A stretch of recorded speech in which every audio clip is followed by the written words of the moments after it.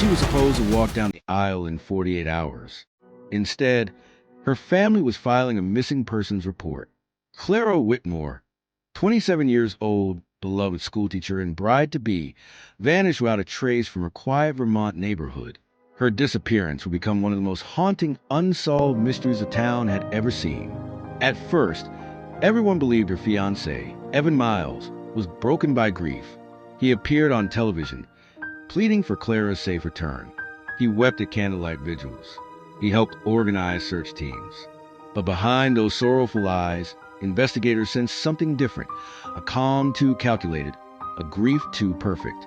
Even then, no one wanted to believe that the man who loved her most could be hiding something darker than heartbreak. Hundreds joined the search. Volunteers scoured the nearby woods. Police combed through rivers and drainage ditches, and helicopters circled for days. They found nothing. No car, no phone, no body. The only trace of Clara Whitmore was her engagement ring, discovered near the back porch, as if dropped in a moment of fear. As the days turned into weeks, hope began to die in that small Vermont town.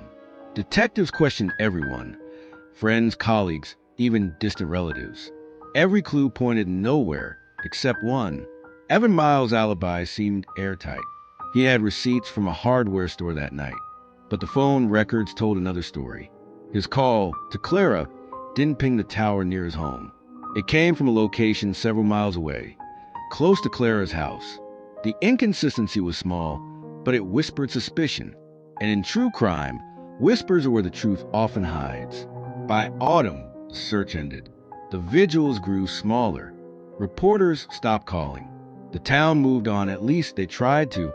But Clara's parents never stopped setting a place for her at the dinner table. And in the back of the police archives, her case file gathered dust, a reminder of justice deferred. 11 years later, far from Vermont, an FBI analyst named Dana Holloway was rechecking cold case evidence for a new DNA initiative. Thousands of samples have been logged and forgotten, fragments of stories that never found an ending. Among them, a single blood sample collected from Clara's porch. Small, old, almost discarded. But Holloway had a rule: no sample ignored. She ordered a retest using next-generation DNA profiling. What she found would change everything. The sample contained two DNA profiles. One was Clara's. The other was a partial match to Evan Miles. Forensic databases didn't lie. The fiancé had been at the scene after all. 11 years later, science had spoken where memory had failed. The missing bride, the grieving lover, the unanswered questions, all suddenly collided into one chilling truth. Sometimes justice takes time. Sometimes it takes a single drop of blood. And for Evan Miles, time had finally run out. The FBI had just reopened the Clara Whitmore case.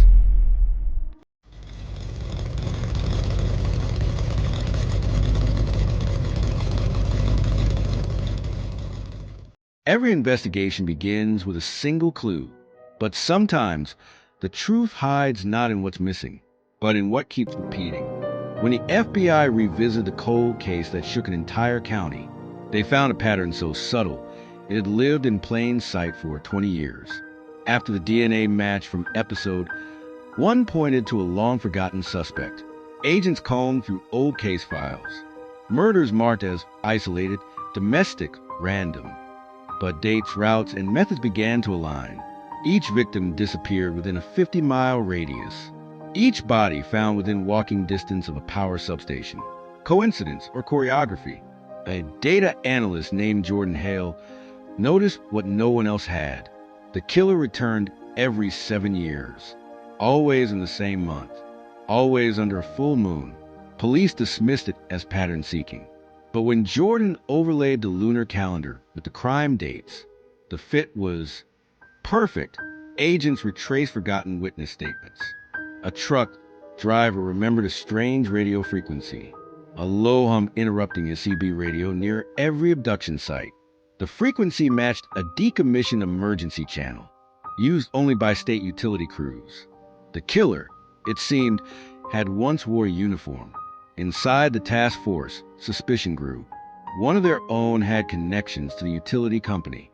and to the family of the first victim. He'd sign out evidence twice under cross-reference review. When confronted, his only response was a calm smile. Agents later found a second phone in his locker. Its wallpaper, a photograph of every crime scene, arranged in chronological order.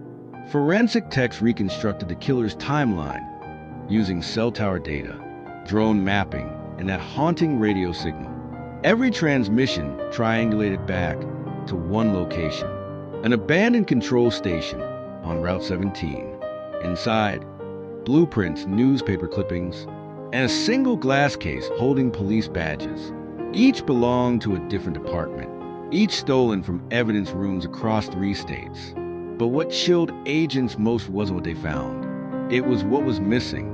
The case board showed one final empty space, a new victim slot, date marked next month. And the handwriting? It matched the agent still in the room.